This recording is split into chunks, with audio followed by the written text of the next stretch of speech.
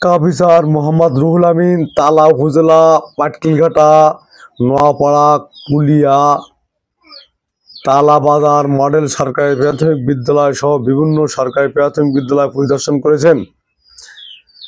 জেলা প্রাথমিক শিক্ষা বিভাগের অভিভাবকের দিনব্যাপী পরিদর্শনে পরিলক্ষিত হয় পাটকিলঘাটা সরকারি প্রাথমিক বিদ্যালয়, নোয়াপাড়া সরকারি প্রাথমিক বিদ্যালয়, কলিয়া সরকারি প্রাথমিক বিদ্যালয়, তালাবাজার সরকারি মডেল প্রাথমিক বিদ্যালয়ে পর্যাপ্ত শিক্ষার্থী রয়েছে।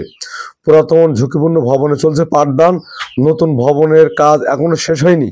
ওয়াশ ব্লক, টয়লেট না থাকায় শিক্ষার্থীদের সংখ্যা ক্রমশ হ্রাস পাচ্ছে।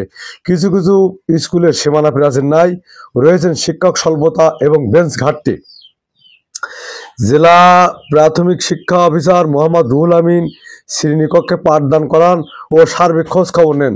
পরে বলেন, শিক্ষার্থীদের পাঠদানের আন্তরিকতা থেকে তিনি মুগ্ধ। বিদ্যালয়সমূহে বিভিন্ন সমস্যা থাকা সত্ত্বেও শিক্ষকগণ নিষ্ঠার সাথে দায়িত্ব পালন করছেন। প্রাথমিক শিক্ষাকে গুণগত মান উন্নয়নে তিনি শিক্ষকদের সাথে মত বিনিময় সহ বিভিন্ন দিক নির্দেশনা প্রদান করেন। এই সময় উপজেলা সহকারী শিক্ষা অফিসার মোহাম্মদ ওমর ফারুক উপস্থিত ছিলেন।